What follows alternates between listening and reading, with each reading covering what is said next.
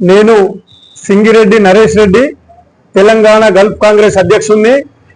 అయితే నిన్న బాల్కొండ నియోజకవర్గ ఎమ్మెల్యే మాజీ మంత్రి అయినటువంటి వేముల ప్రశాంత్ రెడ్డి గారు పచ్చలు నడుపుట వెళ్ళి పచ్చి అబద్ధాలు మాట్లాడినటువంటి విషయం మీద ఇవాళ బాల్కొండ నియోజకవర్గం కమ్మర్పల్లి మండల కేంద్రంలో ప్రెస్ మీట్ పెట్టడం జరుగుతూ ఉన్నది. ముఖ్యంగా దీన్ని పత్రిక, ప్రింట్ మీడియా, ఎలక్ట్రానిక్ మీడియా మిత్రులు దీన్ని పెద్ద ఎత్తున రాష్ట్ర వ్యాప్తంగా న్యూస్ చేయాల్సిందిగా మిమ్మల్ని రిక్వెస్ట్ చేస్తూ కోరుతూ, అయ్యా ప్రశాంత్ రెడ్డి, నువ్వు తెలంగాణ రాష్ట్రం ఏర్పడిన తర్వాత టిఆర్ఎస్ బిఆర్ఎస్ లో ఒక మంత్రిగా ఉండి ఇవాళ ఎమ్మెల్యేగా ఉండి పచ్చి అబద్ధాలు మాట్లాడుతూ ఉన్నావు.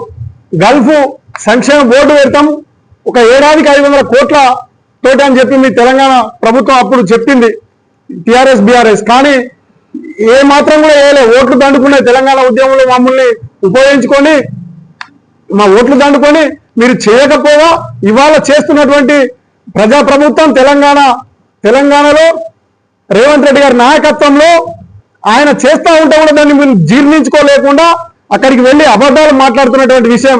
ముఖ్యంగా మీకు ఒకటే చెప్తా ఉన్నాం, మీ బాల్కొండలో 18 మందికి మొత్తం రాష్ట్ర వ్యాప్తంగా 165 మందికి 5 లక్షల ఎక్స్గ్రేషియా వచ్చింది గల్ఫ్ చనిపోయిన వారికి. అట్లాంటిది నిజామాబాద్ జిల్లాలో 55 మందికి వచ్చినాయి. కొత్తగా ఏర్పడ్డ నిజామాబాద్ అంటే కొత్తగా ఉన్న నిజామాబాద్ జిల్లాలో.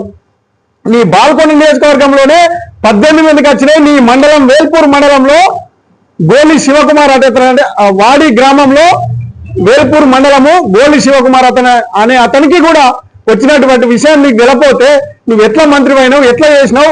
కేసీఆర్ కు కమిషన్ల పైసలు మోస్తేందుకు మిషన్ భగీరథ పైసలు మిషన్ ఏదైతే భగీరథ ఉన్నదో దాని మీద కమిషన్ పైసలు మోస్తేందుకు మంత్రి అయినావా? అసలు ఏంటి ఒక్కసారి తెలుసుకోను. ఇంత ఎమ్మెల్యేగా ఉండి కూడా నువ్వు ఒక పచ్చి అబద్ధాలు మాట్లాడమంటే ఇది ఎంతటి తగదు నీకు ఇది అని చెప్తూ, ముఖ్యంగా ఏదైతే మీ బాల్కొండల్లో శ్రీకారం చుట్టినాం, ఆయన ప్రతిపక్ష నేతగా ఉన్నప్పుడు రేవంత్ రెడ్డి గారు పాదయాత్ర చేస్తుంటే ఇక్కడికే కొంతమంది బాధితులను తీసుకొచ్చినాం. నేను ఆ జేఏసీ చైర్మన్ గుగ్గిల రవి గౌడ్ గారు, తెలంగాణ గల్ఫ్ కాంగ్రెస్ అధ్యక్షులుగా నేను వచ్చినాం. ఇక్కడికి తీసుకొస్తే ఆయన అదే రోజు మాట ఇచ్చారు, మేము అధికారంలోకి వస్తే రాష్ట్రంలో తప్పకుండా గల్ఫ్ కాంగ్రెస్ కోసం చేస్తాం ఏదైనా అని చెప్పారు. ఆయన గెలిచిన తర్వాత మాకు అవకాశం ఇచ్చిండు మాట్లాడేందుకు. తర్వాత తాజ్బేక్ హోటల్లో మీటింగ్ పెడితే అక్కడికి కూడా వచ్చారు, మాట ఇచ్చారు ఖచ్చితంగా గల్ఫ్ కాంగ్రెస్ చేస్తామని చెప్పి దాన్ని చేయడం కూడా జరిగింది.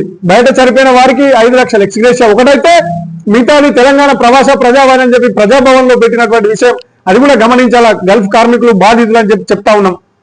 ఇట్లాంటి ఇంకా వాళ్ళ పిల్లలకు గురుకులాల్లో ప్రాధాన్యత ఇస్తామని చెప్పినటువంటి విషయం. అలాగే ఏదైతే NRI Gulf board advisory committee, welfare advisory committee పెట్టి రాష్ట్రంలో 57 జీవో ద్వారా దాన్ని కూడా చేసినటువంటి విషయం మీరు గమనించకపోతే ఎట్లా? ఇవాళ నువ్వు అక్కడికి పోయి పచ్చి అబద్ధాలు మాట్లాడుతూ ఉన్నావు. ఈ పైసలు వచ్చినది నిజం కాదా? పూర్వం అక్కడికి ఈ 15 నాడు మేము వస్తున్నాం. తెలంగాణ గల్ఫ్ ఏదైతే ఉందో గల్ఫ్ విభాగం దాని తరఫున మేము వస్తున్నాం. 15 నాడు మీ ఇంటికి వస్తాం. నువ్వు రావాలా? ఈ 100 ఏదైతే నీ జిల్లాలో 55 మంది, నిజామాబాద్ జిల్లాలో ఉన్నటువంటి 55 మందిని తీసుకొని వస్తాం. నువ్వు ఖచ్చితంగా రావాలి. వచ్చి అది నిజమా అబద్ధం అని చెప్పి అక్కడి నుంచే చెప్పాలి. అక్కడనే నువ్వు ముక్కుముక్కి రావాలి తప్పైనట్టయితే అని చెప్పి మేము హెచ్చరిస్తా ఉన్నాం. జై కాంగ్రెస్, జై జై కాంగ్రెస్. మొన్న మన స్థానిక శాసనసభ్యులు మాజీ మంత్రి గారు కాంగ్రెస్ ప్రభుత్వం పైన, రేవంత్ రెడ్డి గారి పైన గల్ఫ్ బాధితుల కోసము ₹1 కూడా ఇవ్వలేదని చెప్పి విమర్శలు చేసిండు. వాస్తవంగా ఆయన ఎమ్మెల్యే చేసిండు, ఇప్పుడు ప్రస్తుతం ఎమ్మెల్యే ఉన్నాడు, ఇంతకుముందు మినిస్టర్ చేసిండు. ఆయనకు ఏమి అవగాహన ఉన్నదో కానీ గత ప్రభుత్వంలో గల్ఫ్ సంక్షేమ బోర్డు ఏర్పాటు చేస్తామన్నారు. గల్ఫ్ బాధితులకు ఎన్నలేని హామీలు ఇచ్చి 2 సార్లు గద్దెరెక్కి గల్ఫ్ బాధితులని ఎటువంటి ఆదుకున్న పాపన పోలేదు. గతంలో ఇంతకుముందు పాదయాత్ర చేసినప్పుడు రేవంత్ రెడ్డి గారు గల్ఫ్ బాధితులను ఆదుకుంటామని చెప్పి వాళ్ళకు ఒక మాట ఇవ్వడం జరిగింది. ఆ మాటకు అనుగుణంగా మొన్న గత 5-6 నెలల నుంచి ఎవరైతే గల్ఫ్లో మరణించారో ఆ గల్ఫ్లో మరణించిన ప్రతి ఒక్క కుటుంబానికి 5 లక్షల ఎక్స్గ్రేషియా ప్రకటించడం జరిగింది. అందులో భాగంగా కమ్మరిపల్లి మండలంలోనే 4-5 అకౌంట్లో కూడా డబ్బులు పడ్డాయి.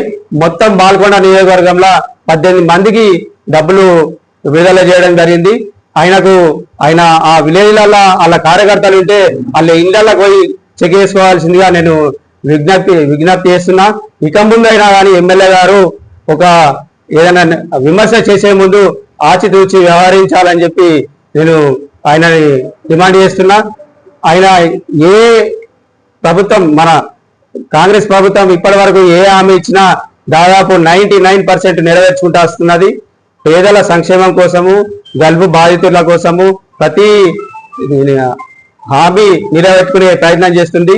కాబట్టి ఈ లోకల్ ఎమ్మెల్యే గారు, మాజీ మినిస్టర్ గారు ఏదైనా విమర్శ చేసే ముందు దాని మీద పూర్తి అవగాహన చేసుకొని విమర్శ చేయాలని చెప్పి నేను విజ్ఞప్తి చేస్తున్నాను.